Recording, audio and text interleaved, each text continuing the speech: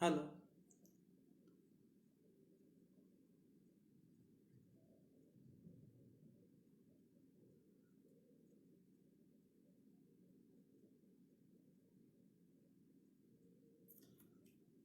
Hello, आवाज येत असेल तर सांगा फक्त. हॅलो. ओके. नमस्कार सर्वांना. जोहार. जिंदाबाद. आज या मंचावर येण्याची व बोलण्याची संधी मिळाली याचं काहीसं दडपण मनावर आहे. कारण वाचता येतं, लिहिताही येतं आणि बोलताही येतं, पण ज्यावेळेस ते स्वच्छंदी असतं त्यावेळेस ते अधिक चांगल्या प्रकारे घडतं. ठरवून असं कधी काही माझ्याकडून आजपर्यंत झालेलं नाही. अनेक पुस्तकं वाचण्याचा प्रयत्न केला, त्यातून मनातील प्रश्नांची उत्तरं रुंडाळली, पण आज जरा वेगळं वातावरण आहे. कोणी दिसत नसलं तरी समोर अनेक तज्ज्ञ ऐकत आहेत आणि त्यांच्या समोर राघोजी भांगरे यांच्या चळवळीची व्याप्ती मांडण्याची जबाबदारी माझ्यावर आज सोपवलेली आहे.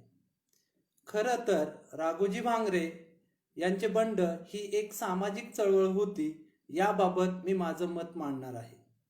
त्यावरून त्या चळवळीची व्याप्ती समजून घेण्याचा प्रयत्न श्रोते करतील अशी अपेक्षा या ठिकाणी मी व्यक्त करतो. बघा, काल परवा आद्य आदिवासी क्रांतिकारक राघोजी भांगरे यांची जयंती मोठ्या उत्साहात आपण सर्वांनी वेगवेगळ्या ठिकाणी साजरी केलेली आहे. त्यात अनेकांची मनोगतं आपण ऐकली असतील आणि त्यातील सारांश कदाचित आपण सोशल मीडियाच्या माध्यमातूनही वाचला असेल. त्यात किंवा कोणत्याही आदिवासी क्रांतिकारकांचा उल्लेख असणाऱ्या पुस्तकात आदिवासींचे उठाव, आदिवासींचे बंड, आदिवासी वीरांचे बलिदान असं वाचलंही असेल किंवा वेगवेगळ्या संदर्भात आपण त्याबाबत अधिक माहिती करून घेतली असेल, काही स्वतः माहिती या ठिकाणी तयार केली असेल. पण आदिवासींच्या चळवळीचा उल्लेख असा ज्यावेळेस आपण विचार करतो, इतरत्र शोधतो, कुठे पुस्तकांमध्ये बघण्याचा प्रयत्न करतो, आता इंटरनेट सहज सोपं आहे म्हणून इंटरनेटवरतीही शोधण्याचा प्रयत्न करतो, तर त्यावेळेस आपल्याला एक गोष्ट लक्षात येते की आदिवासींच्या चळवळीचा उल्लेख तसा फार दुर्मिळ आहे. मी तर म्हणेल फार जुजबी अशी माहिती कुठेतरी आपल्याला आढळते. कदाचित आजकाल आपण बघत असाल की एमपीएससी मध्ये प्रश्न विचारला जातो म्हणून आदिवासी चळवळ हा घटक काही ठिकाणी अभ्यासताना आपल्याला दिसतो. परंतु त्यातील नावं जर आपण वाचली असतील तर त्यामध्ये प्रामुख्याने बाळासाहेब खेर, शामराव व गोदावरीताई परुळेकर, ठक्कर बाप्पा, ताराबाई मोडक, अनुताई वाघ इत्यादी नावं येतात. बघा, आता मी जी काही नावं घेतली यातील नावं आपण ऐकली असतील, परंतु ती आपल्या जीवनाशी किती निगडीत आहेत हा प्रश्न या ठिकाणी एक आदिवासी म्हणून आपल्यास पडलाही असेल, कदाचित तो पडत असेल. यात कुठे बिरसा मुंडा, राघोजी भांगरे, बापूराव शेडमाके, भागोजी नाईक, राणी दुर्गावती, तंट्या भिल्ल, तिलका मांझी, सिद्धू कानू, खाजा नाईक, कुंवर वसावा, गुलब्या नाईक, उमाजी नाईक, ठाणेदार दिप्त्या पाडवी, गुमानसिंग नाईक अशी नावं दिसत नाहीत. कारण बघा, त्याची कारणं वेगवेगळी असू शकतात, परंतु माझ्या मते त्यांना इतिहासाच्या किंवा चळवळीच्या बाहेर एका बंडकरी उपमेत सर्वांनी बंदिस्त करून टाकलंय. त्यामुळे त्यांच्या कार्याची व बलिदानाची व्याप्ती कधी समाजापुढे मांडण्याचा प्रयत्न पुरेसा कुणी केलेला दिसत नाहीये. आता ही जबाबदारी आपल्या सर्वांची आहे.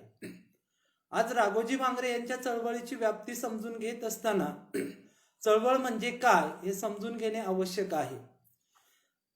अर्थात एका साचेबंद चौकटीत काम करणाऱ्या व्यक्तीने, म्हणजे माझ्यासारख्या साचेबंद चौकटीत काम करणाऱ्या व्यक्तीने विद्रोही चळवळीच्या मंचावर चळवळ समजावून सांगणे खरे तर अतिशयोक्ती ठरेल.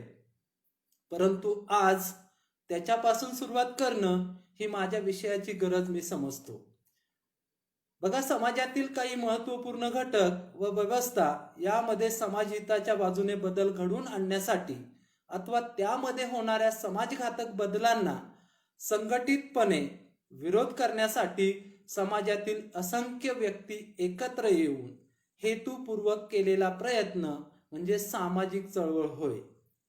बघा, ही चळवळीची अतिशय सहज सोपी व्याख्या मी आपल्या समोर मांडलेली आहे. या व्याख्येचा जर विचार केला तर राघोजी भांगरे यांचा विद्रोह हा स्वतःच्या एकट्याच्या फायद्यासाठी नव्हता, हे यातून आपल्याला पुढे जाऊन पाहायचं आहे, अभ्यासायचं आहे, समजून घ्यायचं आहे. बघा, राघोजी भांगरे यांच्या सामाजिक चळवळीमध्ये वेगवेगळ्या जाती जमातीचे बांधव विशिष्ट हेतू समोर ठेवून एकत्र आले होते व इंग्रजांच्या घातक बदलांना विरोध करत होते. म्हणजे सामाजिक चळवळीच्या व्याख्येत राघोजी भांगरे यांचे बंड बसायला हवे होते, पण तसा प्रयत्न आजपर्यंत झालेला कुठे दिसत नाही. परंतु आज या पेजच्या माध्यमातून, विद्रोही चळवळीच्या माध्यमातून तो प्रयत्न भविष्यात नक्की होईल असा मला या ठिकाणी विश्वास आहे. काहींना कदाचित आज मी राघोजी भांगरे यांच्याविषयी बोलावं असं वाटत असेल. त्यांचा जन्म, शिक्षण, बंड किंवा उठाव असा ऐतिहासिक प्रवास या ठिकाणी मी मांडावा अशी अपेक्षा असेल. बघा, त्यांच्याविषयीचे अनेक संदर्भ माझ्याकडे आहेत. एक आहे तुफानी वादळ, निवृत्ती बाबा धोंगडे यांचं हे अतिशय चांगलं पुस्तक.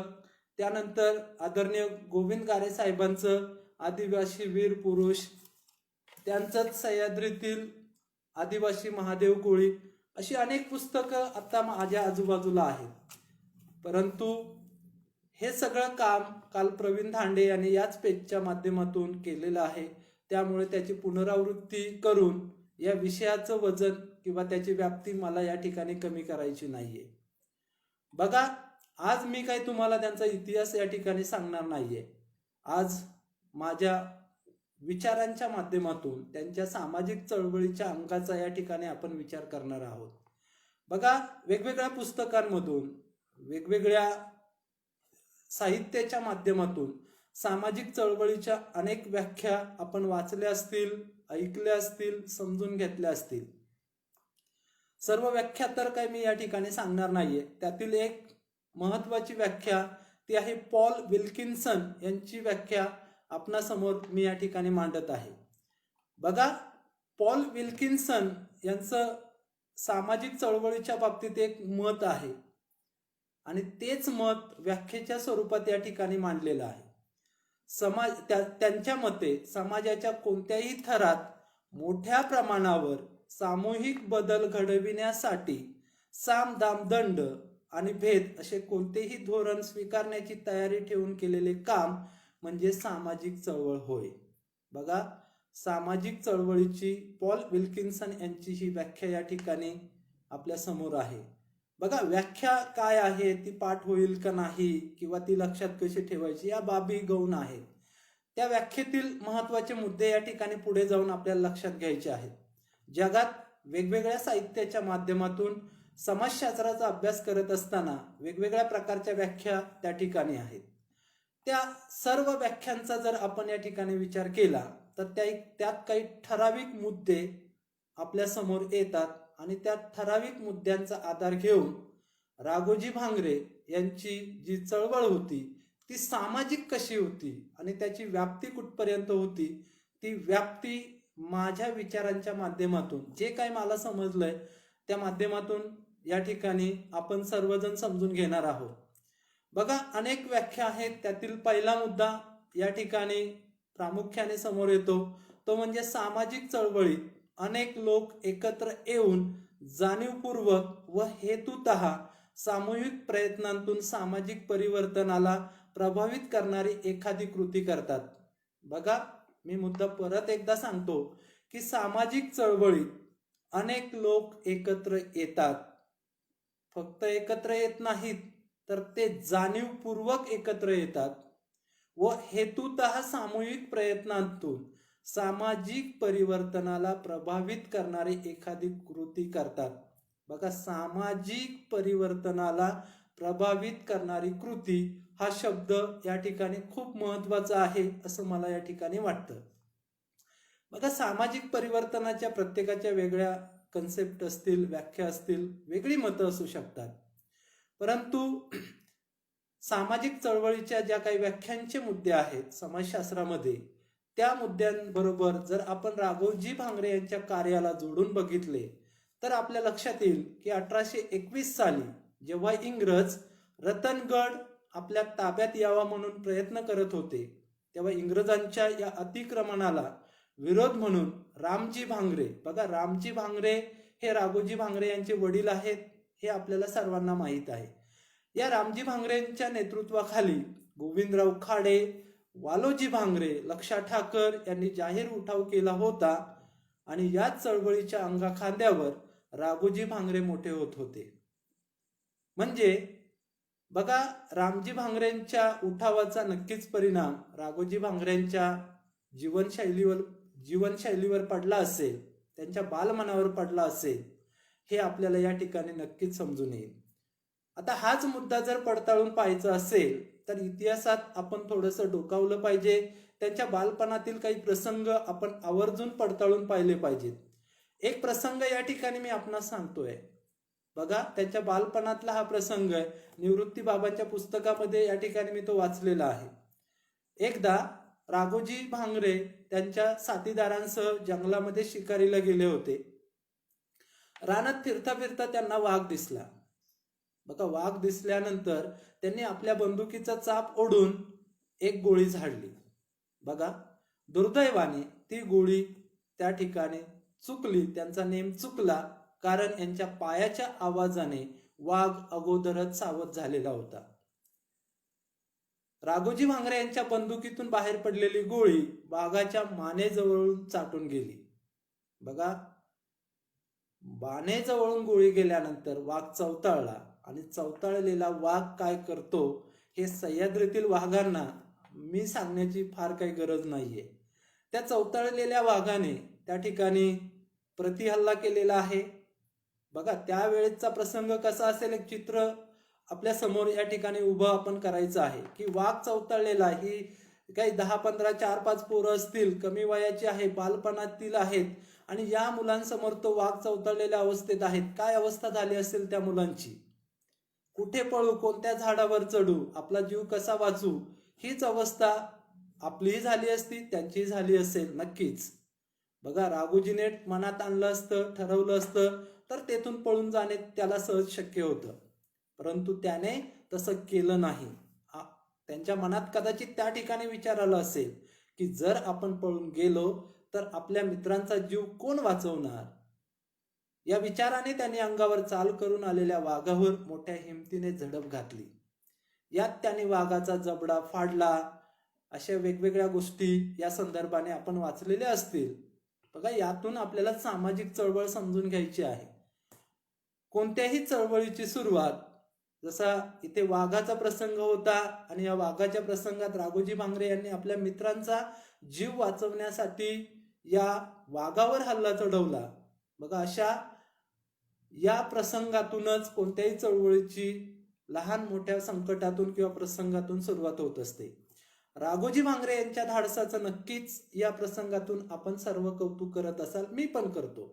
परंतु या कौतुकापेक्षा पुढे जाऊन एक समाजशास्त्राचा अभ्यासक किंवा एक समाजशास्त्राचा विद्यार्थी म्हणून आपण विचार केला पाहिजे. बघा, या प्रसंगाच्या बाबतीत मी तर म्हणेल की त्यांच्या या कृतीत मानवतावादी दृष्टिकोनाची झलक होती. बघा, मानवतावादी दृष्टिकोन ही खूप मोठी व्यापक संकल्पना आहे आणि ती आपल्या जीवनात असणं हे कोणत्याही चळवळीच्या मजबूत असण्याचं लक्षण या ठिकाणी आहे.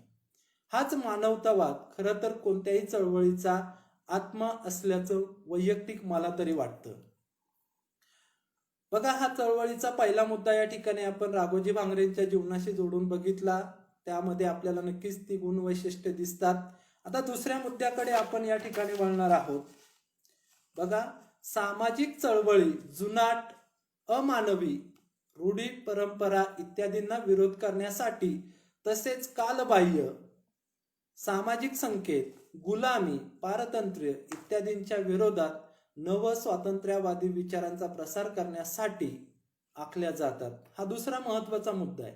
बघा, कोणत्याही चळवळीचा ज्यावेळेस आपण अभ्यास करतो त्यावेळेस हा महत्वाचा व्याख्यानमधून समोर आलेला मुद्दा आहे की सामाजिक चळवळी ह्या जुनाट, अमानवी, रूढी, परंपरा इत्यादींना विरोध करण्यासाठी निर्माण झालेल्या असतात, अस्तित्वात आलेल्या असतात. तसेच कालबाह्य सामाजिक संकेत, ज्या गोष्टी कालबाह्य झालेल्या आहेत, उदाहरणार्थ अंधश्रद्धा, या कालबाह्य आहेत, या झुगारून टाकल्या पाहिजेत, ह्या उखडून फेकल्या पाहिजेत, यासाठी चळवळी काम करत असतात. त्याचबरोबर गुलामी, पारतंत्र्य इत्यादींच्या विरोधात अतिशय महत्वाचा शब्द या ठिकाणी मी वापरतोय की नव स्वातंत्र्यवादी विचारांचा प्रसार करण्यासाठी. बघा, कदाचित इंग्रजांच्या राजवटीच्या काळात काहींना वाटत असेल की इंग्रजांनी जी काही कामं केलीत किंवा ते करत होते ती खूप चांगली आहेत, टिकाऊ आहेत. आजही आपण त्यांच्या त्या कार्याचं कौतुक करतो.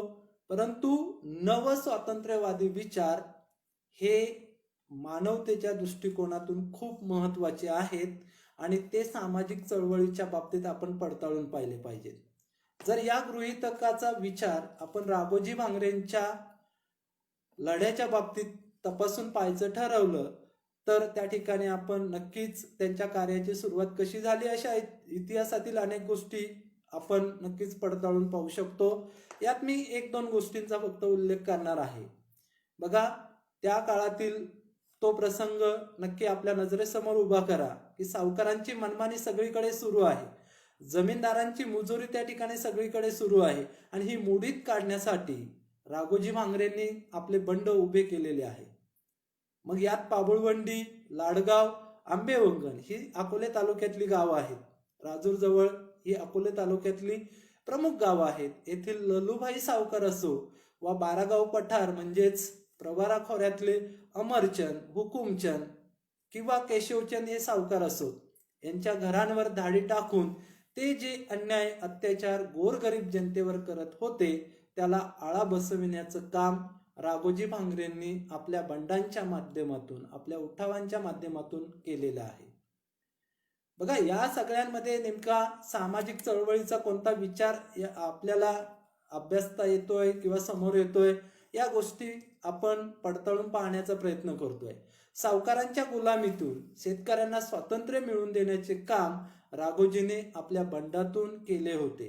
कदाचित ते स्वातंत्र्य पूर्ण मिळाले नसेल, परंतु त्याचा प्रयत्न म्हणजेच नव स्वातंत्र्यवादी विचारांचा या ठिकाणी पुरस्कार करणारा राघोजी होता आणि त्यांचं बंड त्याच दिशेने पुढे जात होतं. त्या काळातील महिलांचा विचार केला तर हे सावकार, हे जमीनदार हे ज्यावेळेस आपल्या वसुलीसाठी लोकांच्या घरी जात होते, शेतकऱ्यांच्या घरी जात होते, त्यावेळेस अनेकदा ते महिलांवरतीही आपले हात टाकत होते. एकंदरीतच महिलांकडे उपभोगाची वस्तू म्हणून पाहण्याचं काम ते सावकार करत होते. दडपशाहीचे धोरण राबवणारे हे सावकार अनेकदा माता भगिनींवर हात ज्यावेळेस टाकत असत त्यावेळेस चीड नक्कीच प्रत्येकाच्या मनात येत असेल, नक्कीच.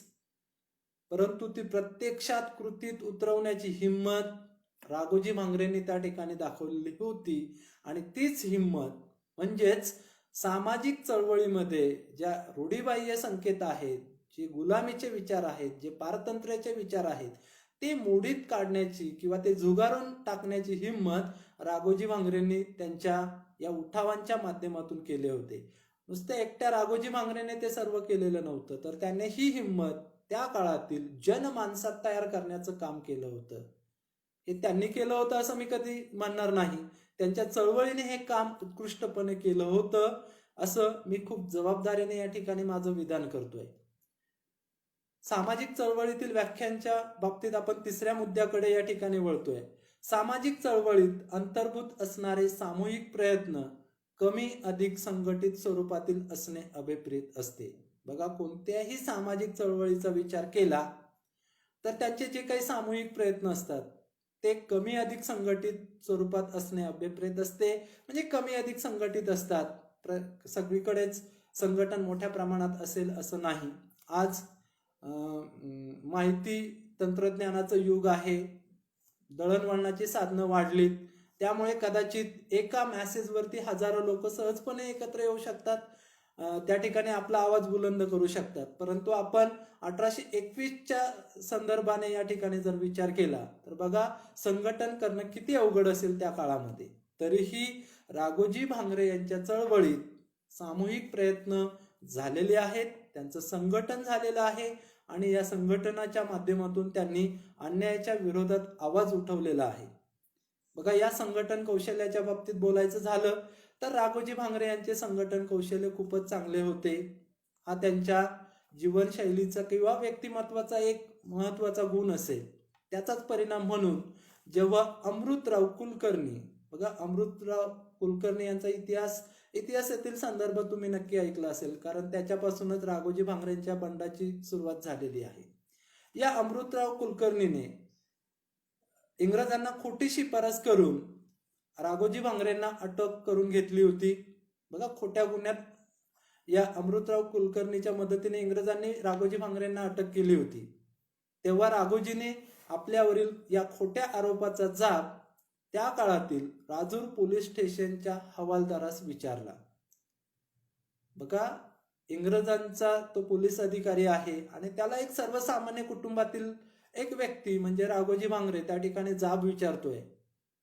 किती राग आला असेल त्या पोलीस अधिकाऱ्याला.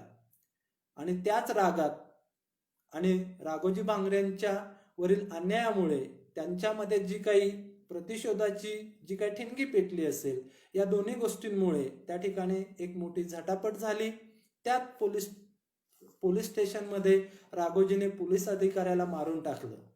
बघा, आता राघोजी भांगरेने पोलीस स्टेशनमध्ये अधिकाऱ्याला मारून टाकलं, ही बाब आजच्या घडीला कोणत्याही चळवळीकडून किंवा व्यक्तीकडून करणे अपेक्षित नाही. ती अपेक्षा मी या ठिकाणी माझ्या मनोगतातून तरी व्यक्त करत नाही किंवा त्या गोष्टीचं मी समर्थनही करत नाही. परंतु ही अन्यायाविरुद्धची चीड कोणत्याही सामाजिक चळवळीमध्ये काम करणाऱ्या कार्यकर्त्यामध्ये दिसून येते, हे मात्र आपण समजून घेतले पाहिजे. बघा, अन्याय फक्त आपल्यावरचा आहे म्हणून आपण विरोध करायचा असं नाहीये, तर समाजातील कोणत्याही तळागाळातील व्यक्तीवर होणाऱ्या अन्यायाच्या विरोधात चळवळ काम करत असते. चळवळ ही व्यक्तिनिष्ठ कधीही भूमिका घेत नाही आणि राघोजी भांगरेंची चळवळ या अशाच पद्धतीने पुढे विकसित होत गेलेली आहे. बघा, पोलीस स्टेशन मधून राघोजी बाहेर पडल्यानंतर अवघ्या 8 दिवसात मुळाखोरे, 40 गाव डांगण, 12 गाव पठार येथील विविध जाती जमातीच्या तरुणांचे संघटन त्यांनी बनवले. बघा, आता मुळाखोरे, 40 गाव डांगण, 12 गाव पठार या संकल्पना आपल्याला माहीत आहेत, परंतु भौगोलिक दृष्टिकोनातून त्याचा जर विस्तार आपण बघितला तर 8 दिवसात या प्रत्येक ठिकाणी पोहोचणं, तिथे पोहोचून तिथल्या व्यक्तींबरोबर, तरुणांबरोबर, वृद्ध व्यक्तींबरोबर बोलणं, संवाद साधणं आणि त्यांना आपली भूमिका पटवून देणं, खूप मोठं जबाबदारीचं काम त्यांनी फक्त 8 दिवसात, म्हणजे एखाद्या ध्येयाने पेटून उठणं काय असतं हे ते आपल्याला या ठिकाणी राघोजींच्या या कृतीतून, या ऐतिहासिक घटनेतून आपल्याला अभ्यासायला मिळतं. आपण ते समजून घेतलं पाहिजे. बघा, या 12 गाव पठार असेल, 40 गाव डांगण असेल, मुळाखोरं असेल, या येथील विविध जाती जमातीच्या तरुणांचं संघटन त्याने आपल्या संघटन कौशल्याच्या माध्यमातून त्या ठिकाणी बनवलं. हे संघटन म्हणजेच एक सामाजिक चळवळ होती त्या काळातील अन्यायाविरोधात आवाज उठवण्यासाठी.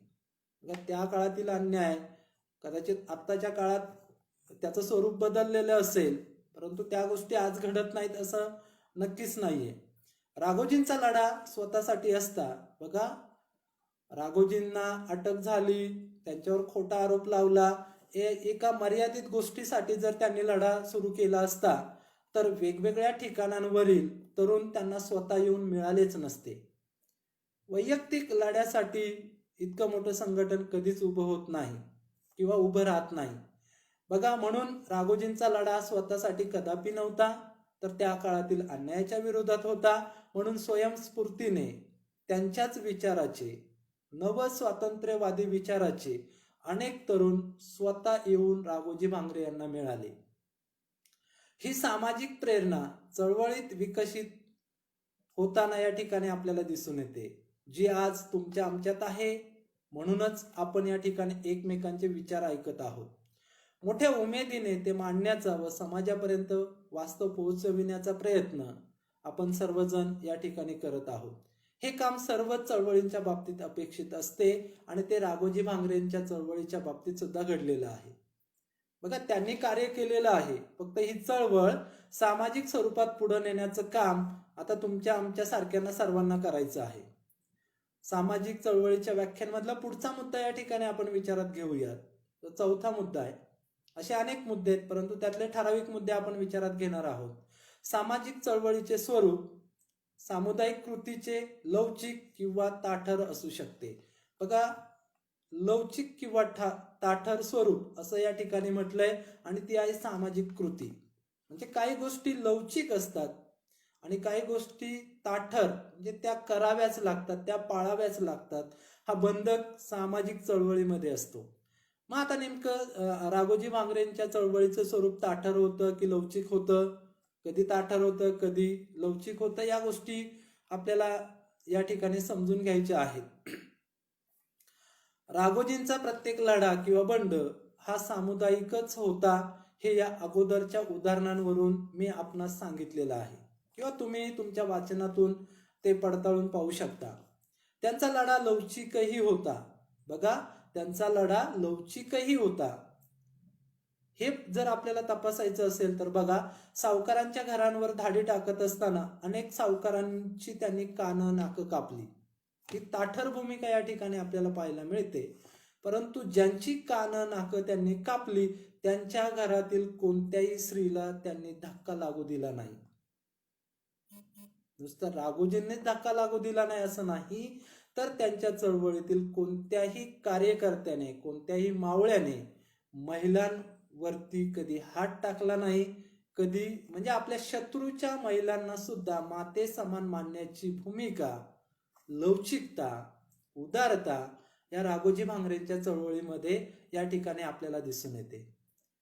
बघा, सामाजिक लढाई लढताना, अन्यायाविरोधात आवाज उठवताना आपल्या हातून अन्याय किंवा अत्याचार कोणा निरपराध किंवा निष्पाप व्यक्तींवर होणार नाही, इतकी लवचिकता राघोजींच्या प्रत्येक साथीदारामध्ये, त्यांच्या बंडामध्ये होती. खरं म्हणजे त्यांच्या चळवळीची ही तर एक जमेची बाजू होती. हा विचार त्यांनी शेवटपर्यंत पाळला, हे त्यांच्या चळवळीचे यश होते असे म्हणायला हरकत नाही. बघा, अनेकांच्या कमेंट येत आहेत. सध्या मी कमेंट वाचू शकत नाहीये, त्याच्यामुळं थोडासा डिस्टर्बन्स येईल. नक्की शेवटी वाचण्याचा मी नक्की प्रयत्न करेल आणि त्या दृष्टीने त्याबाबत मत व्यक्त करण्याचा प्रयत्न करेल. सुरुवातीला आपण मुद्द्यांवरती येऊयात. बघा, राघोजींच्या साथीदारांमध्ये जी लवचिकता होती, ती लवचिकता या ठिकाणी मी आपल्या समोर मांडली.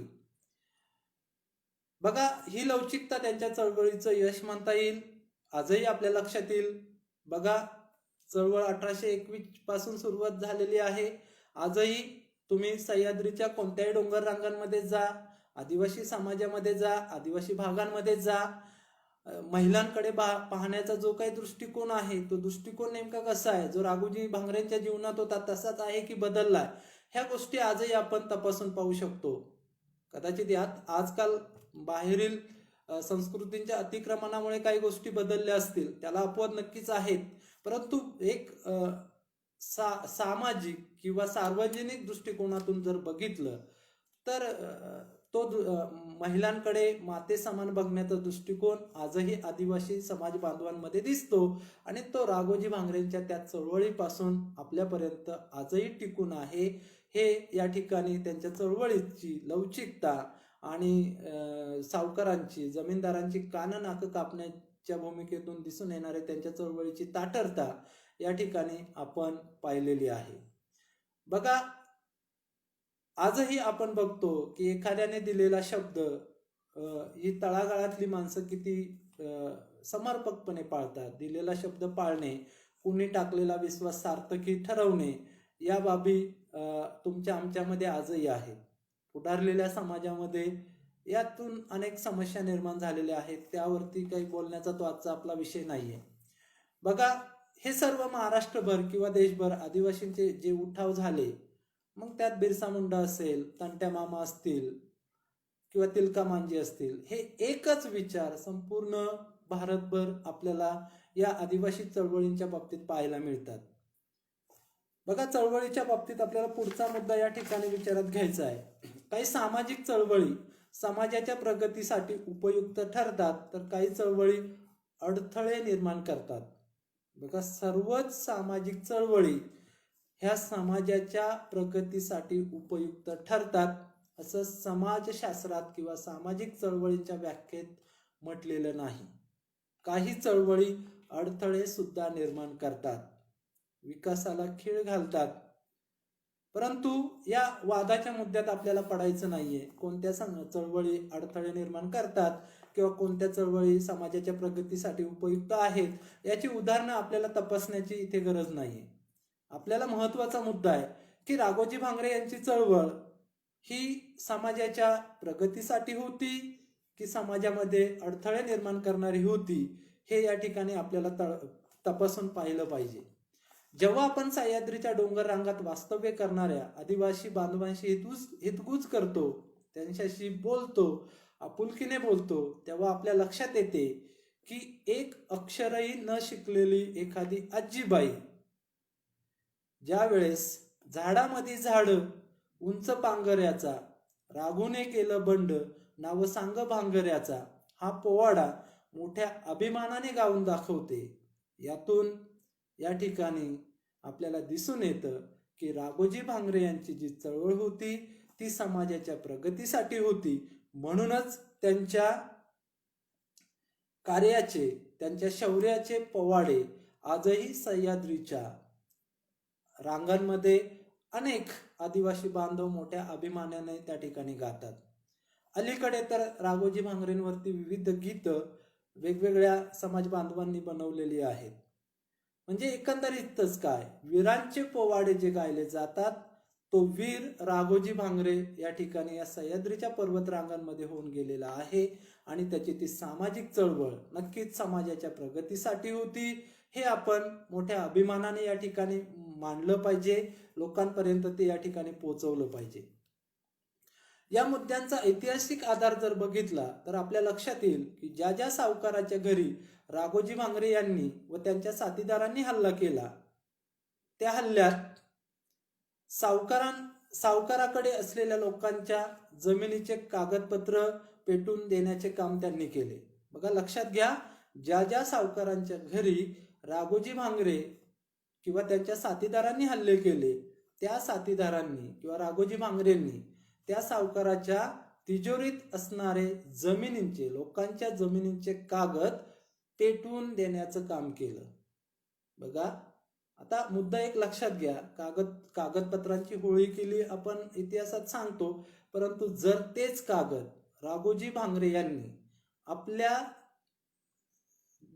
गटातील, आपल्या चळवळीतील, आपल्या बरोबर असणाऱ्या मावळ्यांना जर दिले असते, त्या जमिनी जर त्यांच्या नावावर करून दिल्या असत्या, तर काय झालं असतं?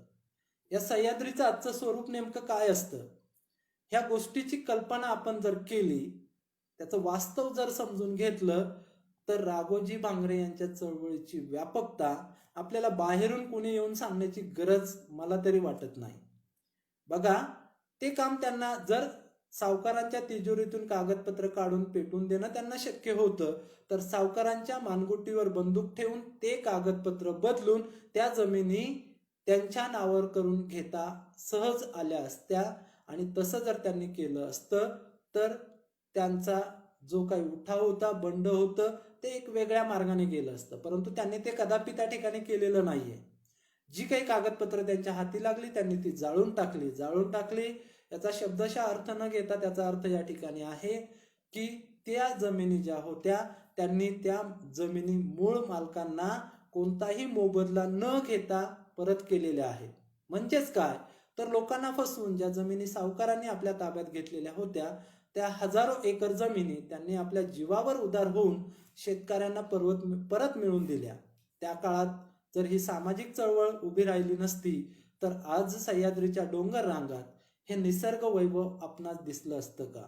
बघा, खूप सोपा प्रश्न आहे, खूप सोपा, की जर राघोजी भांगरेंची चळवळ, इथे फक्त राघोजी भांगरेंची चळवळ ही एकमेव चळवळ अपेक्षित नाहीये, तर आदिवासी भागांमध्ये असणाऱ्या विविध क्रांतिकारकांच्या चळवळी जर उभ्या राहिल्या नसत्या तर आज हे मग सातपुडा असो, सह्याद्री असो, झारखंड असो, छत्तीसगड असो किंवा जे काही जंगल आज भारतामध्ये आपल्याला दिसतंय ते अस्तित्वात असतं का? आज ज्या जमिनी आपण कसत आहोत त्या कसण्याचा अधिकार आपल्याला मिळाला असता का? नक्कीच या प्रश्नांची उत्तरं नाही अशीच आहेत. माझं तरी नाही आहे, तुमचं कदाचित उत्तर वेगळं असू शकतं.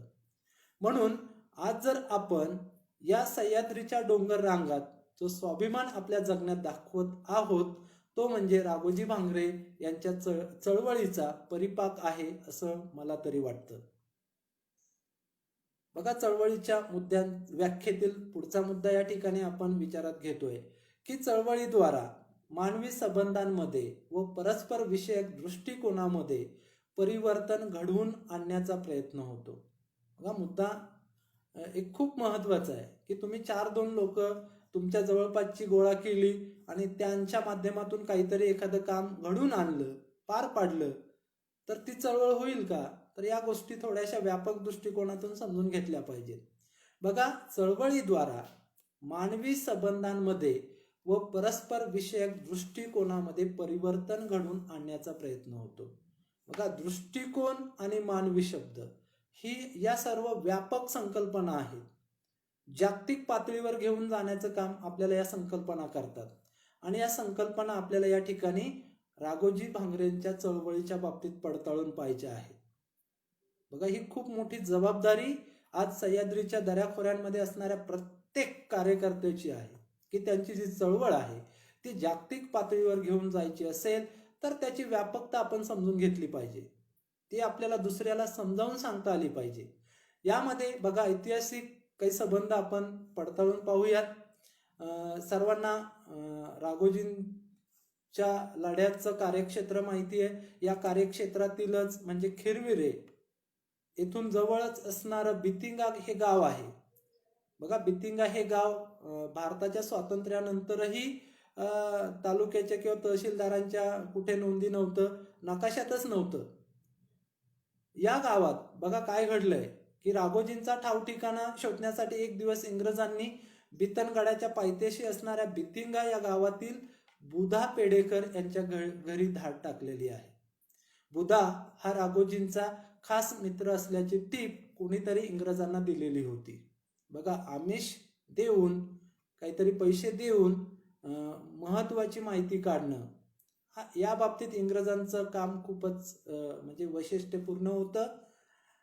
बघा, याच कामगिरीच्या जोरावर त्यांनी टीप मिळवलेली आहे, माहिती मिळवलेली आहे की बुधा पेडेकर हा राघोजींचा अतिशय जवळचा मित्र आहे आणि त्याला जर ताब्यात घेतलं तर कदाचित राघोजींच्या ठाव ठिकाण्याविषयी आपल्याला माहिती मिळेल. म्हणून इंग्रजांची एक पलटण थेट अकोले तालुक्याचं शेवटचं टोक बितिंगा या गावापर्यंत जाऊन ते सगळेजण पोहोचलेले आहेत. बघा, त्यांनी बुधा पेडेकरला ताब्यातही घेतलेला आहे. राघोजी राहत असलेली जागा दाखवावी म्हणून त्याला मोठ्या रकमेचं आमिष सुद्धा दाखवण्यात आलेलं होतं. आणि नुसतं आमिषच दाखवलेलं नाहीये, त्याने जर ती जागा दाखवली नाही तर त्याला गोळ्या घालून ठारण्याची धमकी सुद्धा देण्यात आलेली होती. बघा, 2 गोष्टी आहेत. एकतर आमिष, ती जी काही रक्कम असेल ती घ्यायची, ठिकाण दाखवायचं, नाहीतर इंग्रजांच्या गोळ्या खायच्या आणि आपला जीव संपवायचा. 2 गोष्टी होत्या. एका सर्वसामान्य शेतकरी कुटुंबातील अतिशय डोंगरदऱ्यामध्ये राहणाऱ्या व्यक्तीच्या समोर हा प्रसंग उभा राहिलाय. काय अवस्था झाली असेल याची कल्पनाही आपल्याला करवत नाही. मग यातून त्यांनी नेमकं काय केलं? बघा, राघोजी भांगरेंचा ठाव ठिकाणा शोधण्यासाठी ज्यावेळेस बुधा पेडेकर यांच्यावर जबरदस्ती करण्यात आली, आमिष दाखवण्यात आलं, अशा परिस्थितीत बुधा पेडेकर डगमगला नाही. बघा, चळवळीतला कोणताही कार्यकर्ता कोणत्याही वाईट प्रसंगात, कोणत्याही संकटात अशा प्रकारे डगमगत नाही. तो त्यातून मार्ग काढण्याचा प्रयत्न करतो आणि अनेकदा तो यशस्वी सुद्धा होतो. बघा, बुधा पेडेकरने त्या ठिकाणी काय केलंय? त्याने क्षणभर मनात विचार केला व जागा दाखविण्याची सहमती दर्शवली. त्या सर्व इंग्रज शिपायांना व अधिकाऱ्याला घेऊन तो गडाच्या उंच कड्यावर सुद्धा गेला. बघा, त्यांनी इंग्रजांना तेथून राघोजी या कड्याच्या एका गुहेत राहत असल्याची माहितीही दिली. इंग्रजांनी त्या गुहेपर्यंत जाण्याचा मार्ग कोणता असा प्रश्न करताच बुधा पेडेकर याने त्या कड्यावरून उडी मारली आणि आपला स्वतःचा जीव संपवला. बघा, प्रसंग वाईट आहे, दुःखाचा आहे. बुधा पेडेकर हा राघोजी भांगरे यांचा अतिशय जवळचा मित्र आहे. त्याने स्वतःचं बलिदान दिलंय. आणि कशासाठी? तर राघोजी भांगरे यांचा ठाव ठिकाणा इंग्रजांना कळू नये म्हणून. हे बलिदान आहे.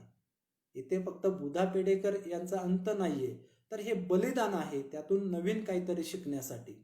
आणि ते नवीन काहीतरी आपण यातून शिकलं पाहिजे. ही राघोजी भांगरे यांच्या चळवळीची एक महत्वाची बाब आहे. बघा, आपल्या प्राणाची आहुती दुसऱ्यासाठी देण्याची हिंमत चळवळीच्या परिपक्वतेतून विकसित होत असते. जी बुधा पेडेकर यांच्या माध्यमातून आपल्याला दिसती ती चळवळीची परिपक्वता आहे. आणि ती चळवळीची परिपक्वता प्रत्येक कार्यकर्त्यामधून चळवळीच्या माध्यमातून विकसित होत असते. ती परिपक्वता आपणास बुधा पेडेकर यांच्या बलिदानातून या ठिकाणी दिसून येते.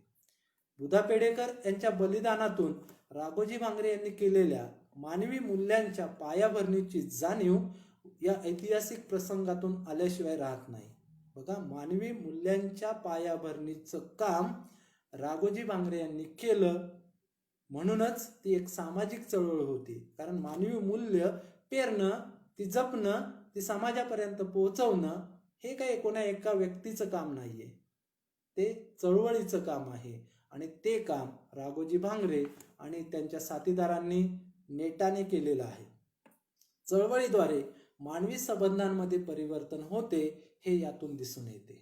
बघा, आपला महत्वाचा मुद्दा होता की मानवी संबंधांमध्ये परिवर्तन होते. आज इथे एक भाऊ दुसऱ्या भावाचा जीव घ्यायला लागलाय जमिनीच्या एका आऱ्यावरून. या ठिकाणी आपण बघतो की कोर्टात अनेक खटले चालू आहेत. असं असताना राघोजी भांगरेंसाठी एखादा त्यांचा मित्र जीव देतोय, बलिदान देतोय, हे मानवी संबंधांमधलं परिवर्तन नव्हे तर मग दुसरं काय आहे? ही बाब आपण सर्वांनी समजून घेतली पाहिजे. दुसरा मुद्दा त्यामध्ये होता परस्पर विषयक दृष्टिकोनामध्ये परिवर्तन. परस्पर विषयक दृष्टिकोनामध्ये परिवर्तन. आणि या बाबतीत राघोजी भांगरेंचं नेमकं काय काम होतं तेही आपल्याला या ठिकाणी समजून घ्यायचं आहे. बघा, परस्पर विषयक दृष्टिकोनामध्ये परिवर्तन घडवून आणण्याची ताकद राघोजी भांगरे यांच्या चळवळीमध्ये होती. राघोजी भांगरे यांच्या उठावाची महती संपूर्ण राज्यात विविध माध्यमातून पोहोचलेली होती. सातारचे राजे प्रतापसिंह भोसले यांच्या कानावरही राघोजी भांगरे यांच्या इंग्रज विरोधी स्वातंत्र्य लढ्याची माहिती पोहोचलेली होती. याचे संदर्भ काल प्रवीणने या ठिकाणी दिलेले आहेत. विविध पुस्तकांचे संदर्भ देऊन त्यांनी ते पटवूनही दिलेलं आहे. बघा, इंग्रज सरकारने कपट कारस्थाने करून भारतातील अनेक संस्थानं त्या काळात खालसा केलेली होती. साताराचे संस्थान देखील असेच खालसा केल्याने राजे प्रतापसिंह दुखावले गेले होते. त्यांनी आपल्या खासगी गुप्तहेरामार्फत राघोजी भांगरे यांना खलिता पाठवून साताऱ्याला भेटीला येण्याचे आमंत्रण दिले होते. निरोप मिळताच बघा, साताऱ्यावरून आमंत्रण आल्यानंतर राघोजीने या ठिकाणी लगेच साताऱ्याला जाऊन राजे प्रतापसिंह यांची भेट घेतली. मध्ये कालावधी गेला असेल, त्याची तयारी असेल, कारण सह्याद्रीतून साताऱ्याला जाणं, मध्ये पुणे सारखं शहर त्या ठिकाणी होतं जिथे इंग्रजांचा त्या ठिकाणी बऱ्यापैकी वावर होता. आणि अशा ठिकाणाला बगल देऊन पुढे जायचंय, खूप जबाबदारीचं काम होतं. तरी सुद्धा त्यांनी साताऱ्याला जाऊन राजे प्रतापसिंह यांची भेट त्या काळामध्ये घेतलेली होती. या भेटी दरम्यान बघा, काय बोलणं झालं असेल त्यांना माहितीये, परंतु त्या भेटीतला एक महत्वाचा मुद्दा पुढे येतोय. या भेटी दरम्यान किंवा भेटीनंतर राजे प्रतापसिंह भोसले यांनी त्या ठिकाणी राघोजी भांगरेंना 250 घोडे, बघा 250 घोडे, हत्यारं, बंदुका, तलवारी, भाले आदींची भेट देऊन मोठ्या सन्मानाने राघोजी भांगरेंची बोळवण त्यांनी त्या ठिकाणी केलेली होती. बघा, आता लक्षात घ्या, मुद्दा नुसता 250 घोडे देण्याचा नाही किंवा बंदुका देण्याचा नाहीये. यातून समाजशास्त्रीय दृष्टिकोनातून काही गोष्टी आपल्याला समजून घ्यायच्या आहेत. बघा, सातारा येथे जाताना राघोजी एकटे गेले असतील का? बरं, तर नक्कीच यातून एक गोष्ट समजून घ्यायची, जर एकटे गेले असते तर 250 घोडे ते घेऊन येऊ शकले असते का? तर नक्कीच या ठिकाणी आपल्याला वेगळं उत्तर या ठिकाणी मिळेल. ते आपण समजून घेण्याचा प्रयत्न केला पाहिजे. इतिहासाच्या पानांमध्ये सगळीच उत्तरं मिळतात असं नाही. काही गोष्टी तार्किक दृष्टिकोनातून आपण समजून घेतल्या पाहिजे. 250 घोडे साताऱ्याला मिळालेत आणि ते सह्याद्रीमध्ये घेऊन यायचे, म्हणजे खूप मोठ्या ग्रुपचं काम आहे, संघटनाचं काम आहे, चळवळीचं काम आहे आणि ते काम त्यांनी लीलया पार पाडलेलं आहे. ते सगळे यशस्वीपणे पोलिसांना, इंग्रजांना त्या ठिकाणी चकवा देऊन आपल्या सह्याद्रीमध्ये या ठिकाणी परतलेले होते आणि त्यानंतर त्या ठिकाणी त्यांची चळवळ त्या ठिकाणी पुढे गेलेली आपल्याला पाहायला मिळते. सांगायचं तात्पर्य या प्रसंगातून एकच आहे की परस्पर विषयक दृष्टिकोनामध्ये परिवर्तन घडून आणण्यात राघोजींची चळवळ यशस्वी झाल्याचं आपल्याला दिसून येतंय.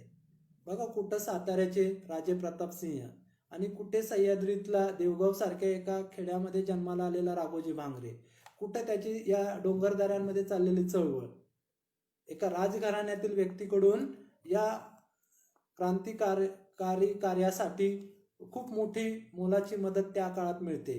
हे परिवर्तन आहे आणि हे परिवर्तन घडवून आणण्याची जबाबदारी प्रत्येक चळवळीची असते आणि ती चळवळ ते करत असते. राघोजी भांगरेंच्या चळवळीने सुद्धा हे परिवर्तन घडवून आणण्याचं काम अतिशय यशस्वीपणे पार पाडलेलं होतं. बघा, आतापर्यंत आपण जवळजवळ पाऊण तास झालाय फक्त समाजशास्त्रातील सामाजिक चळवळींमधल्या व्याख्यांमधील मुद्द्यांचा विचार केलेला आहे.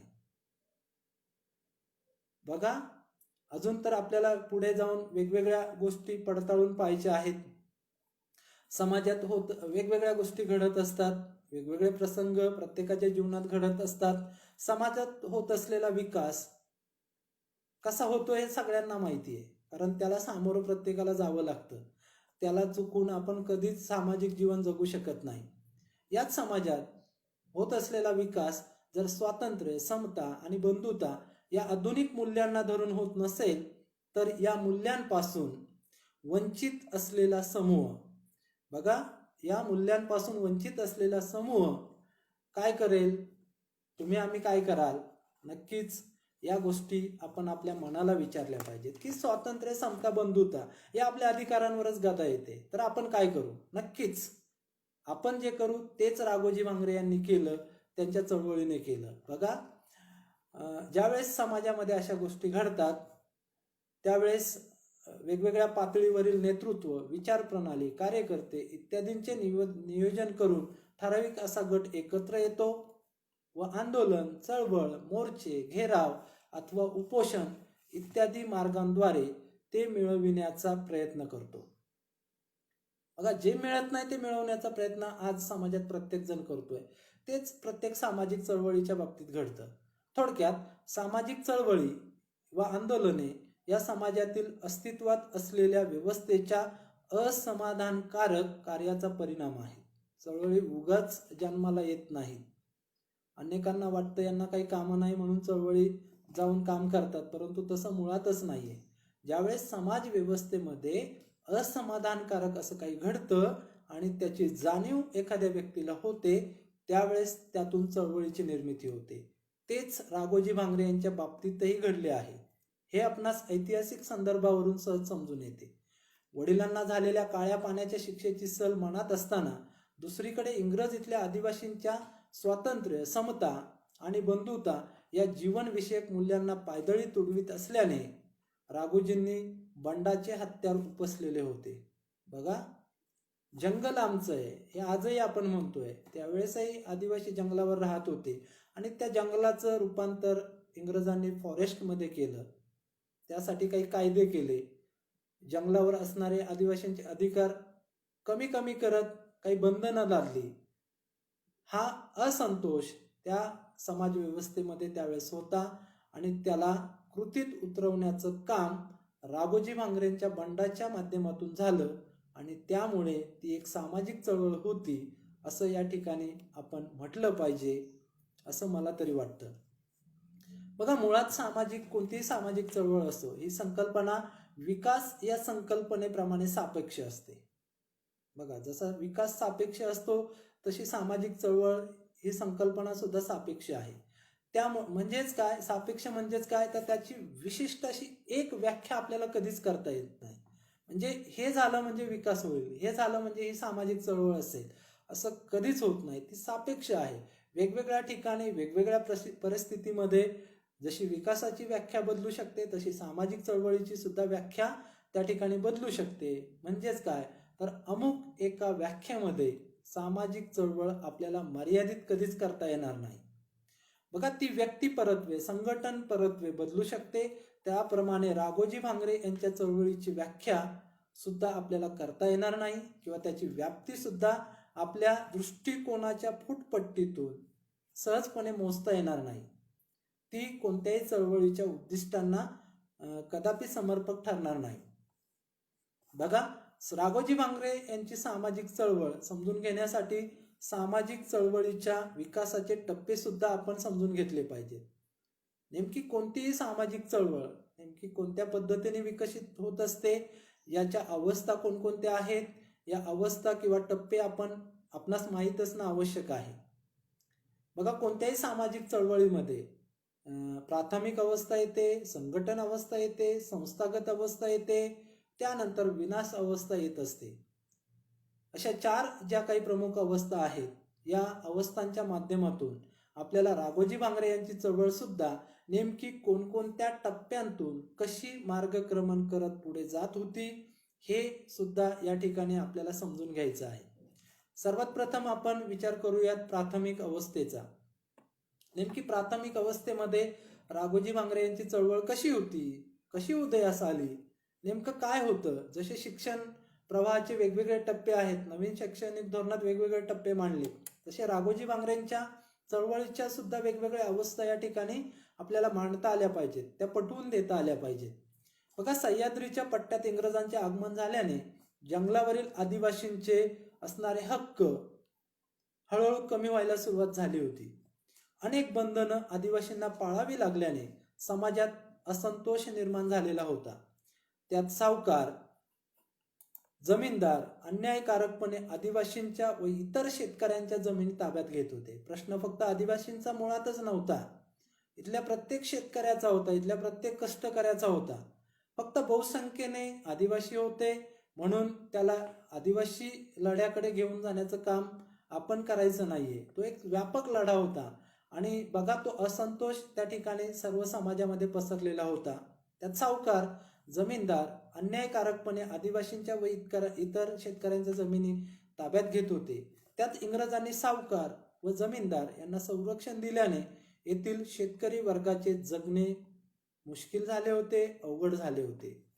या अन्यायाविरोधात आवाज उठवत राघोजी भांगरे यांनी शोषित लोकांना आपल्याकडे आकर्षित करून चळवळ उदयास आणली होती. म्हणजेच इंग्रजी सत्तेच्या अन्यायकारक धोरणांच्या बाबतीत लोकांत असणारी अस्वस्थतेची भावना, असंतोषाचा जो काही विचार होता, तो राघोजी भांगरे यांच्या सामाजिक चळवळीच्या निर्मितीची प्राथमिक अवस्था होती असं मला वाटतं. म्हणजे जंगलावर माझा हक्क आहे, परंतु इंग्रज मला जंगलात जाऊ देत नाहीयेत, ही ठिणगी होती राघोजी भांगरेंच्या चळवळीच्या उदयाची.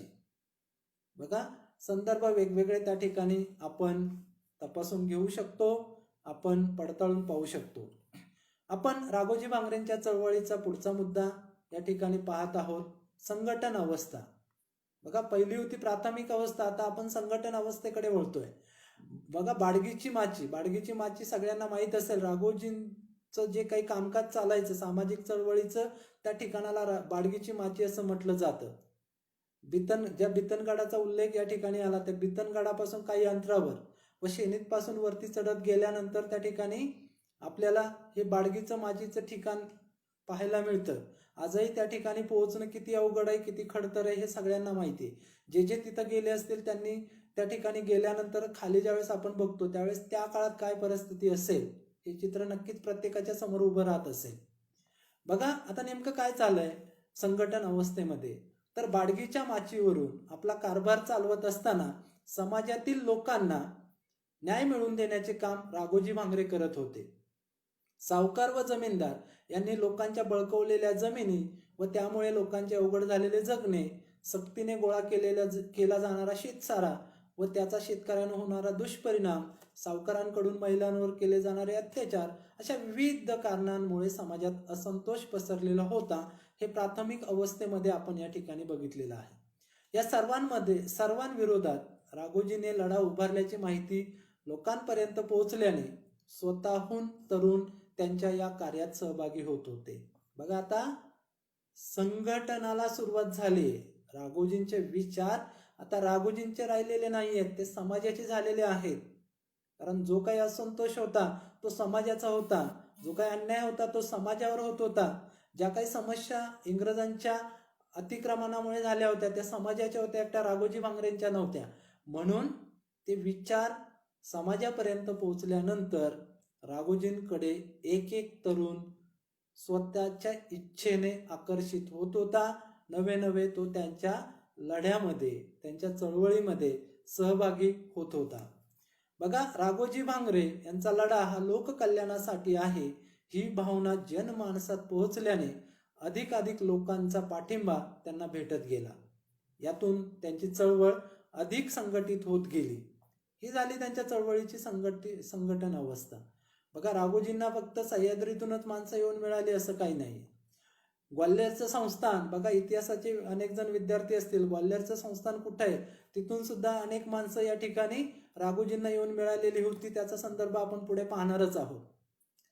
पुढचा मुद्दा आपल्याला अभ्यासायचा आहे तो म्हणजे संस्थागत अवस्था. बघा, कोणतीही सामाजिक चळवळ या 4 अवस्थांमधून जाते, म्हणून राघोजी भांगरेंची चळवळ सुद्धा आपण या अवस्थांमधून गेली होती का, हे या ठिकाणी पडताळून पाहण्याचा एक प्रयत्न करतोय. बघा, या अवस्थेमध्ये आता संस्थागत अवस्थेचा आपण विचार करतोय. या अवस्थेमध्ये चळवळ समाजात प्रस्थापित होऊन लोकांवर तिचा प्रभाव पडतो. बघा, आणि तिला समाज मान्यता प्राप्त होते. राघोजी भांगरे यांच्या चळवळीला सुद्धा समाज मान्यता होती. त्यांच्या चळवळीचे नियम व विशिष्ट कार्यपद्धती होते. बघा, एखादं संघटन मोठं करायचं असेल तर नियम अलिखित का होईना पण नियम असावे लागतात, त्याची कार्यपद्धती ठरवून घ्यावी लागते. जर नियम नसतील आणि कार्यपद्धती जर ठरवून घेतलेली नसेल, भले तुम्ही कागदावर लिहा किंवा 4 चौघात ती बोलून ठरवून घ्या, परंतु ती ठरवून घ्यावी लागते, तरच चळवळ पुढे जाते. आणि ती जर आपण ठरवून घेतली नाही तर अराजकता माजते, संघटन 4 दिशेंना धावायला सुरुवात होते आणि लवकरच ते मोडकळीस येते. राघोजींच्या बाबतीत तसं झालेलं नाहीये. बघा, त्यांच्या चळवळीचे विशिष्ट नियम होते, विशिष्ट कार्यपद्धती होती, परंतु चळवळीचे ध्येय व उद्दिष्ट साध्य होण्याच्या टप्प्यात चळवळ असताना, बघा, चळवळीचं उद्दिष्ट होतं शेतकऱ्यांच्या जमिनी शेतकऱ्यांना मिळवून देणे, त्यांना नवं स्वातंत्र्य देणे, इंग्रजांना किंवा सावकारांना इथून हाकलून लावणे, आणि त्यासाठी त्यांची चळवळ काम करत होती. ते चळवळीचं ध्येय व उद्दिष्ट साध्य होण्याच्या मार्गावर असताना काय घडलंय, बघा, अतिशय टर्निंग पॉइंट आहे. राघोजी भांगरे यांच्या जीवनातला हा टर्निंग पॉइंट आहे. बघा, जुन्नरचा उठाव या ठिकाणी घडलेला आहे. राघोजी भांगरेंनी कधीही पाठीवरून कोणावर हल्ला केला नाही, गुपचूप हल्ला केला नाही, अतिशय उदारपणे जिथे जिथे हल्ला करायचा आहे ना, जिथे जिथे बंड करायचंय, अगोदर लेखी पत्र देण्याचं काम त्याने केलेलं आहे. बघा, आणि असंच जुन्नरच्या उठावाच्या बाबतीत घडलंय. परंतु त्यावेळेस तिथे जो पोलीस अधिकारी तैनात होता तो होता कॅप्टन मॅकिंटोश. त्याच्या कार्याविषयी सगळ्यांना माहिती आहे. स्वातंत्र्यापूर्वीच्या इतिहासामध्ये कॅप्टन मॅकिंटोश यांचं नाव खूप मोठ्या प्रमाणात घेतलं जातं, कारण त्याची लढण्याची एक विशिष्ट अशी शैली होती. हा कॅप्टन मॅकिंटोश त्याच्या 10,000 फौजेबरोबर या जुन्नरच्या उठावाच्या वेळेस जुन्नरमध्ये दाखल झालेला होता. त्याने जुन्नरच्या सर्व गल्ली बोळांचा त्या ठिकाणी अभ्यास केलेला होता. राघोजी भांगरे कुठून येऊ शकतो आणि कुठून निसटून जाऊ शकतो या बारीक बारीक गोष्टींचा अभ्यास करून प्रत्येक ठिकाणी त्याने त्याचं सैन्य उभं केलेलं होतं. एक फिल्डिंग, आजच्या भाषेत जर बोलायचं झालं तर त्याने फिल्डिंग लावण्याचं काम केलेलं होतं. परंतु राघोजी भांगरे सुद्धा कच्च्या गुरूचं काही चेला नव्हता. त्याचं सुद्धा नियोजन होतं. त्याचे सगळे मावळे सच्चे मावळे होते, लढणारे मावळे होते. नेमकं काय घडलंय, 10,000 फौजेबरोबर लढताना राघोजी भांगरेंचे अतिशय विश्वासू असे अनेक मावळे त्या ठिकाणी धारातीर्थी पडलेले आहेत. बघा, 10,000च्या फौजपाटेला तोंड देणं म्हणजे सोपी गोष्ट नव्हती.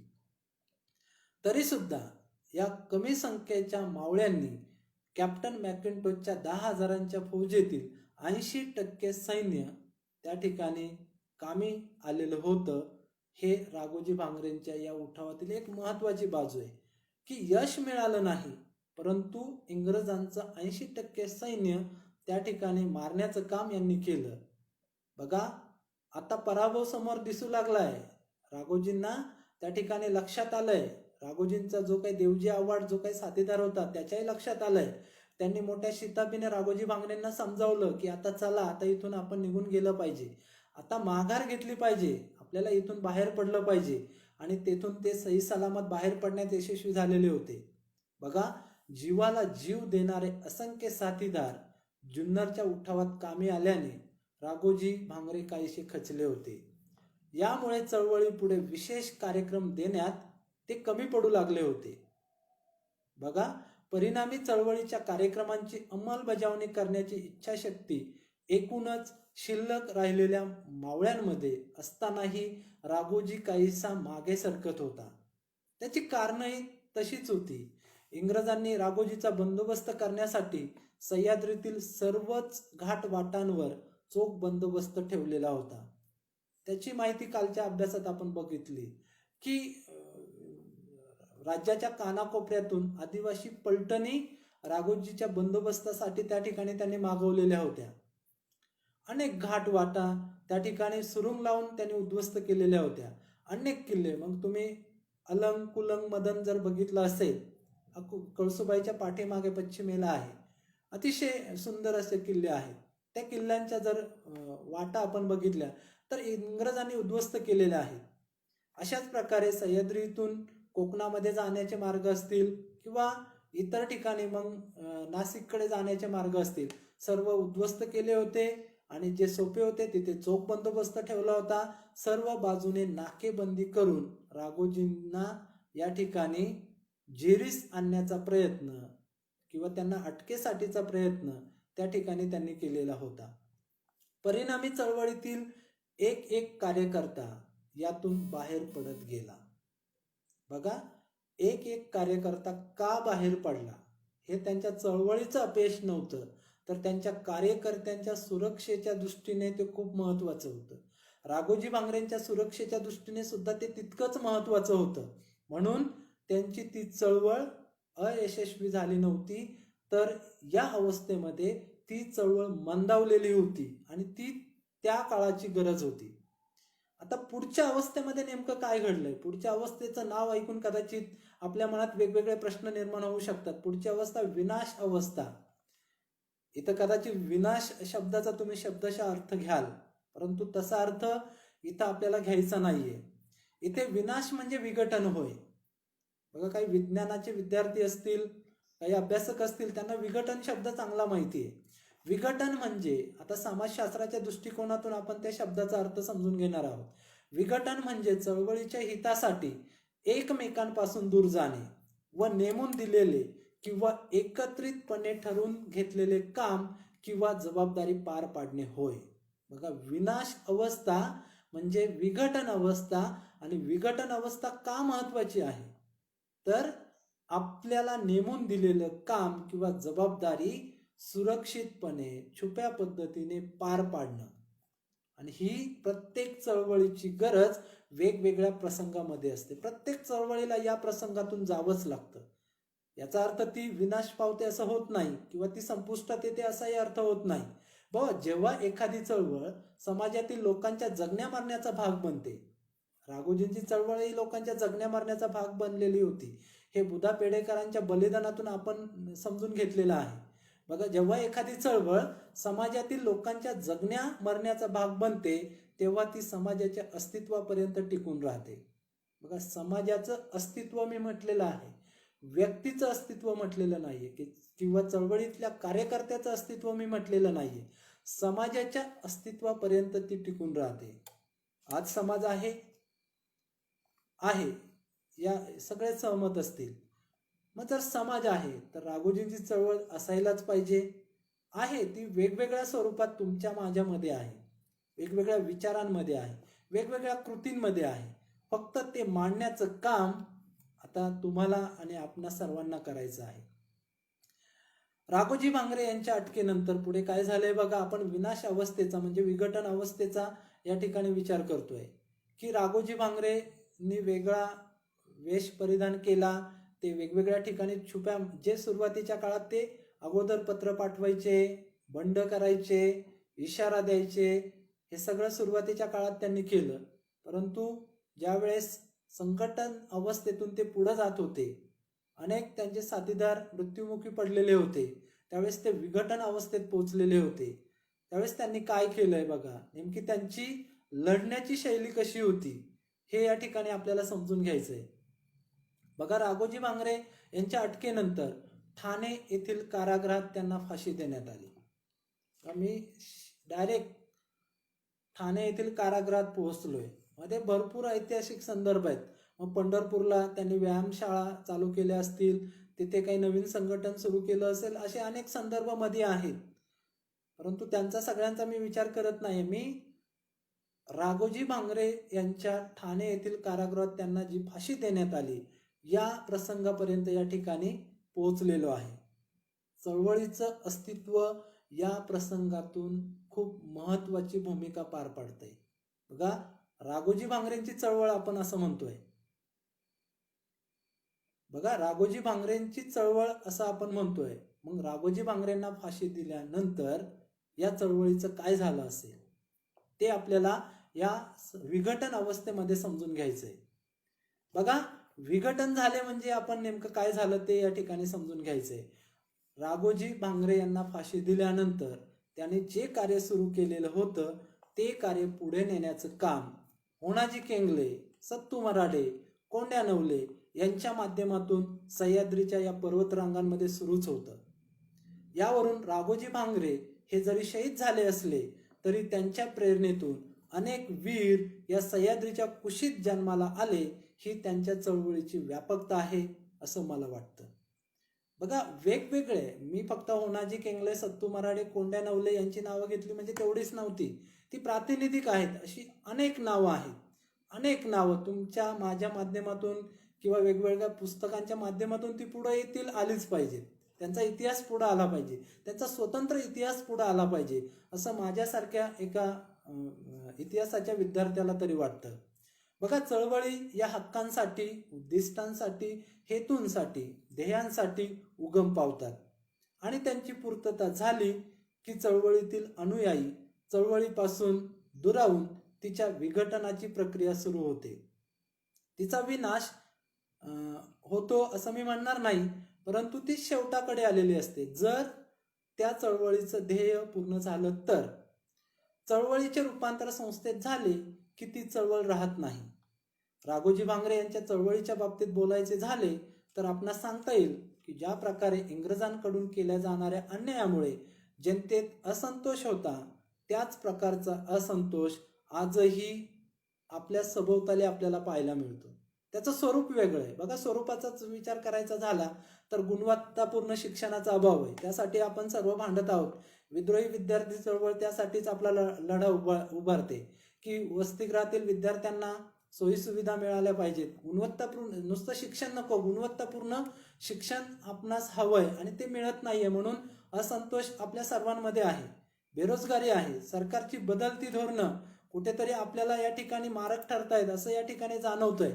आदिवासींच्या राजकीय दबाव गटाचा अभाव अनेक आदिवासी कार्यकर्त्यांना जाणवतोय. अनेक ठिकाणी कुपोषण पाहायला मिळतंय. घटनेतील कायद्यांची प्रभावी अंमलबजावणी होताना आपल्याला दिसत नाहीये. जे बोगस आहेत, त्यांची जी काही प्रमाणपत्र आहेत ते अवैध ठरू नये, सरकार त्यांच्यावर कोणतीही कारवाई करत नाहीये. हेही प्रश्न तुमच्या आमच्या माध्यमातून अनेकदा पुढे येतात. भटक्या विमुक्तांचे प्रश्न वेगळे आहेत. भ्रष्टाचाराच्या बाबतीत बोलायलाच नको. शेतमालाला अपेक्षित बाजारभाव मिळत नाही म्हणून शेतकरी असंतोष व्यक्त करतायत. अशा विविध बाबींमुळे समाजात असंतोष आहे. तो वेगवेगळ्या चळवळींच्या माध्यमातून मांडलाही जातोय. मग राघोजी भांगरेंच्या चळवळीचं काय? बघा, राघोजी भांगरे यांच्या चळवळीचं उद्दिष्ट खरं पाहिलं तर आजही पूर्ण झालेलं नाहीये. जे स्वातंत्र्य शेतकऱ्याला मिळायला पाहिजे होतं, जी समता, आपल्याला अपेक्षित होती ती आजही या ठिकाणी स्थापन झालेली पाहायला मिळत नाहीये. म्हणून राघोजी भांगरेंची चळवळ जरी विनाश अवस्थेत किंवा विघटन अवस्थेत गेल्याचं आपण पाहिलं असलं तरी ती रोखली पाहिजे, ती पुन्हा संघटन अवस्थेकडे आली पाहिजे, तिला आणलं पाहिजे, तिला हेतू दिला पाहिजे, आता नवीन हेतू दिले पाहिजे, उद्दिष्ट दिली पाहिजेत, कार्यप्रणाली दिली पाहिजे, विचारधारा त्या ठिकाणी दिली पाहिजे. ह्या सगळ्या गोष्टी आता आपल्या सर्वांना अभ्यासूपणे या ठिकाणी करायच्या आहेत. तरच राघोजी भांगरेंच्या चळवळीचं या ठिकाणी हित आपण जोपासत आहोत असं मला म्हणावंसं वाटेल. बघा, सामाजिक चळवळीच्या अवस्था आपण बघितल्या. आता आपण चळवळींचे काही प्रकार बघणार आहोत. बघा, मनात वेगवेगळे प्रश्न येऊ शकतात की आतापर्यंत काय झालं. अगोदर आपण व्याख्येतील मुद्दे बघितले, नंतर अवस्था बघितल्या, आता आपल्याला प्रकार बघायचे. सामाजिक चळवळीचे नेमके प्रकार किती आहेत किंवा कसे आहेत, मग त्यात राघोजी भांगरेंची चळवळ नेमकी कोणत्या प्रकारात मोडते याबाबत थोडासा विचार या ठिकाणी आपण करणार आहोत. बघा, विचार प्रणाली युक्त, संघटनात्मक आणि दैवी गुणाधिष्ठित हे चळवळीचे 3 आदर्श प्रकार समाजशास्त्राच्या विविध पुस्तकांमध्ये वाचायला मिळतील. हे 3 आदर्श प्रकार संघटन, विचार प्रणाली आणि नेतृत्व या 3 घटकांवर अवलंबून असतात. त्यानुसार काय घडतंय तर कामगार चळवळ, आदिवासी चळवळ, दलित चळवळ, मागासवर्गीयांची चळवळ, स्त्री चळवळ, कष्टकरी चळवळ, विद्यार्थी चळवळ, मध्यमवर्गीय चळवळ, मानवी हक्क चळवळ आणि पर्यावरणवाद्यांची चळवळ असे विविध चळवळीचे प्रकार यावरील बाबींवरून आपल्याला सांगता येतील. प्रत्येक चळवळीचे स्वरूप भिन्न भिन्न असते. एखादी चळवळ दुसऱ्या चळवळीच्या वैशिष्ट्यांचे कमी अधिक मिश्रण असणारे सुद्धा असू शकते. तरी सुद्धा चळवळींच्या प्रमुख उद्दिष्टांवरून, जी काही प्रमुख उद्दिष्ट असतील त्या उद्दिष्टांवरून त्यांचे ठळक प्रकार पुढील प्रमाणे समाजशास्त्राच्या पुस्तकामध्ये सांगितलेले आहेत. तेच प्रकार मी फक्त त्यांची नावं सांगतो, स्पष्टीकरण करत या ठिकाणी बसत नाहीये.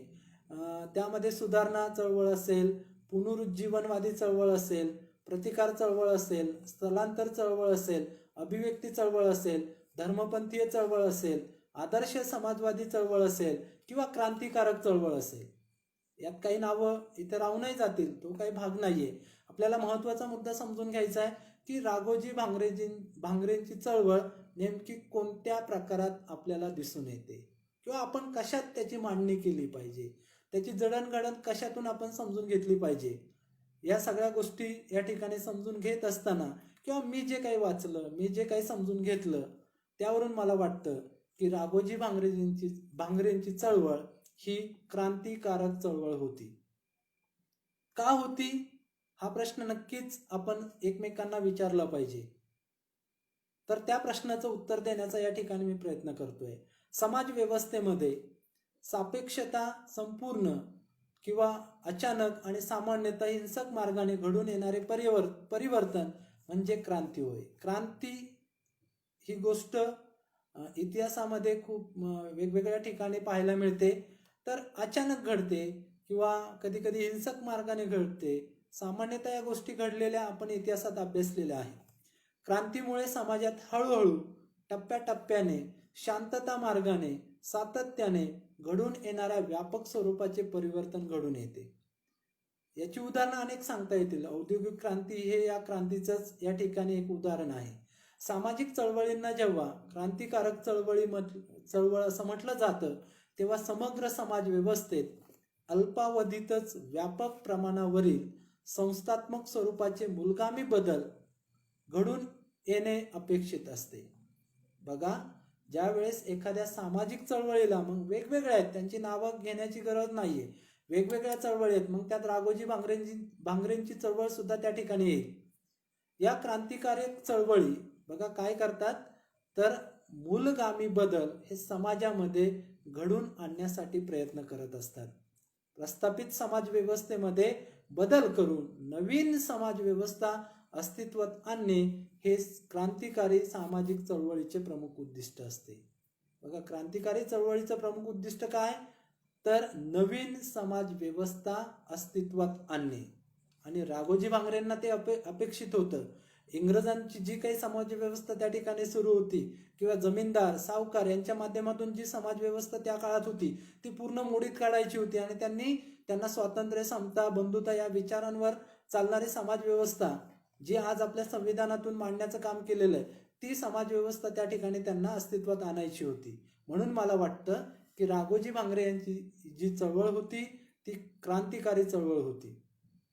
आता क्रांतिकारक चळवळीच्या बाबतीत सुद्धा वेगवेगळी मतं आहेत की क्रांतिकारी चळवळीच्या माध्यमातून समाज सुधारक केवळ समाज व्यवस्थेतील दूषित व्यवस्था काढत असतो.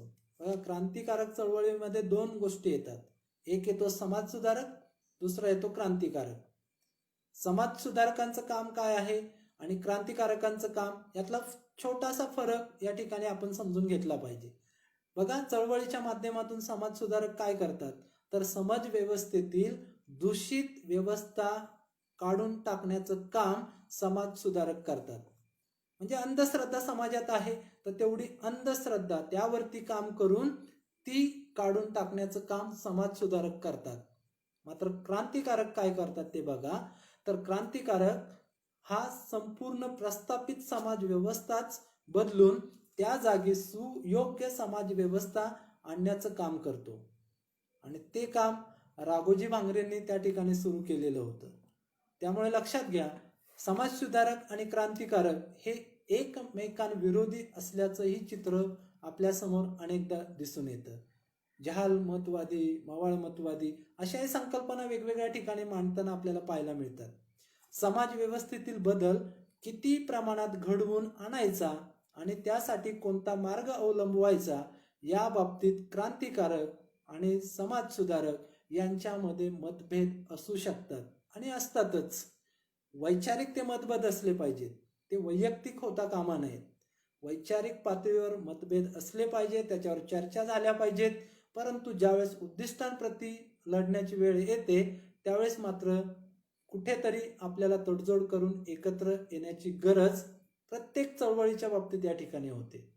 राघोजी भांगरे यांच्या सामाजिक चळवळीला आपण क्रांतिकारक चळवळ म्हणणे संयुक्तिक ठरेल असं मला तरी वाटतं.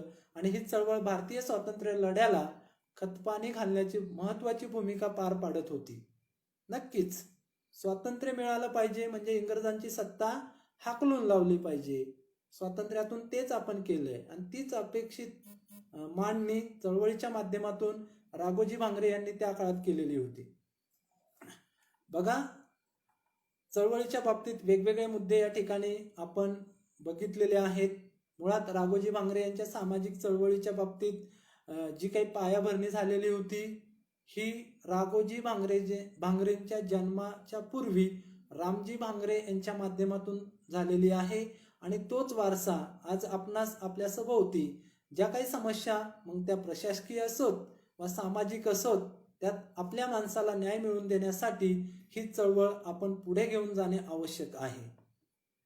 बघा, चळवळीच्या बाबतीत वेगवेगळी मतं आहेत.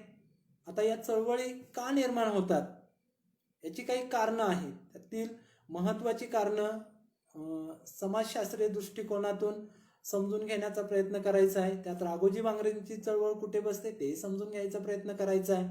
चळवळीची विविध कारणं आहेत. त्यातील महत्वाची आहेत सांस्कृतिक प्रवाह, दुसरं आहे सामाजिक विघटन आणि तिसरं आहे सामाजिक असंतोष.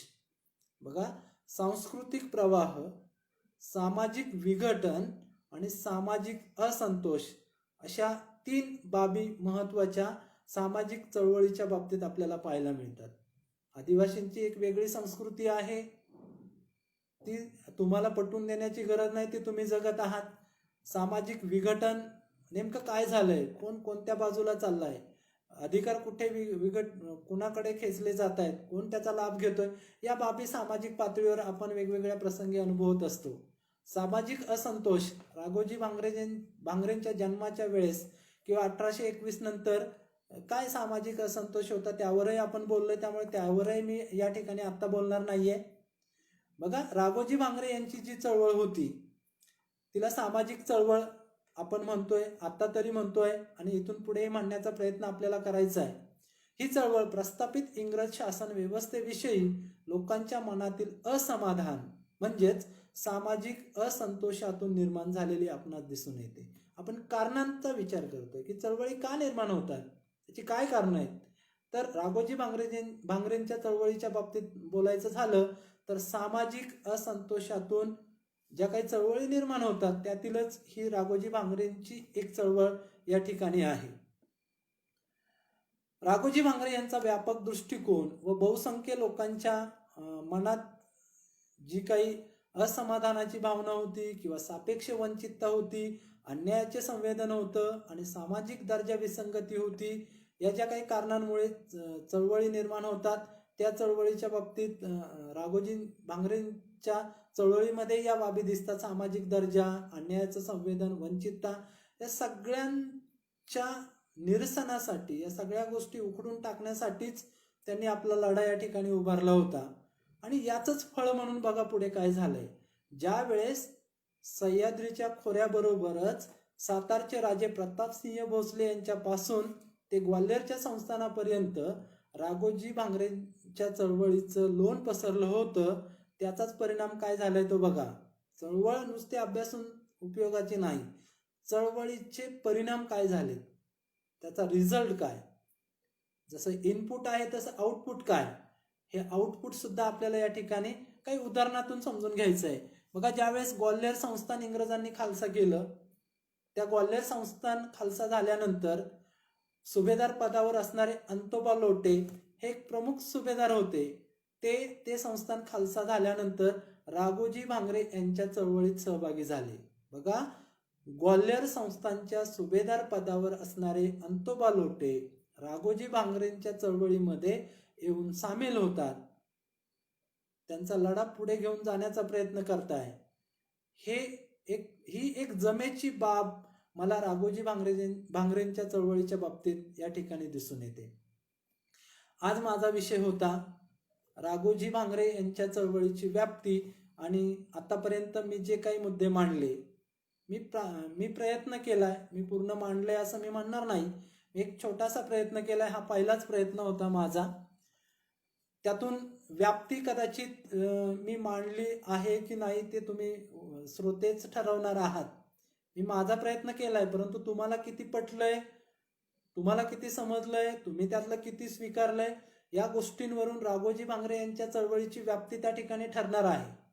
परंतु त्यांच्या व्याप्तीच्या बाबतीत एका वाक्यात त्या ठिकाणी मी सांगतो की राघोजी भांगरे यांच्या सामाजिक चळवळीची सुरुवात रामजी भांगरे यांच्यापासून झालेली होती आणि ती आज आपल्यासारख्या विद्रोही चळवळीच्या कार्यापर्यंत दिसून येते.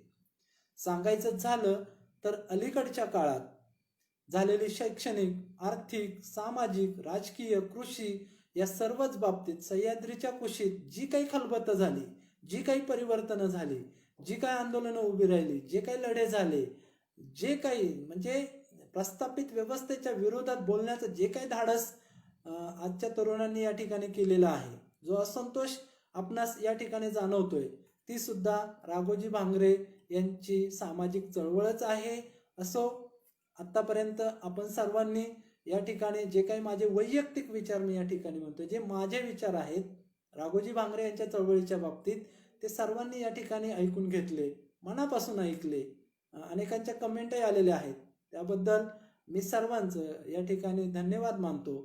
बोलताना काही संदर्भ कदाचित चुकूही शकतात, चुकले असतील किंवा काही स्पष्टीकरण अनवधानाने चुकीचं गेलं असेल तर मोठ्या मनाने तुम्ही सर्वजण मला ते माफ कराल ही विनंती. सर्वांना जय आदिवासी व सलाम.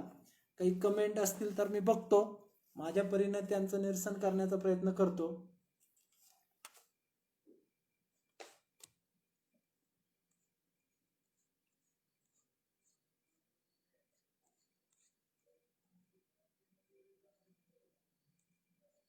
असो, इथे कमेंटमध्ये मला प्रश्न तरी दिसत नाही, असतील कदाचित तर आपण लेखी साहित्याच्या माध्यमातून त्यांची उत्तरं देण्याचा नक्की प्रयत्न करू. आपल्या सर्वांच्या कमेंट हे माझ्यासाठी आशीर्वाद आहेत, ते नक्कीच येथून पुढे राहतील. आणि ही संधी उपलब्ध करून दिल्याबद्दल डॉक्टर जालिंदर घिगे यांचं मी मनापासून आभार मानतो आणि माझे 2 शब्द थांबवतो. जय राघोजी, जय बिरसा. धन्यवाद.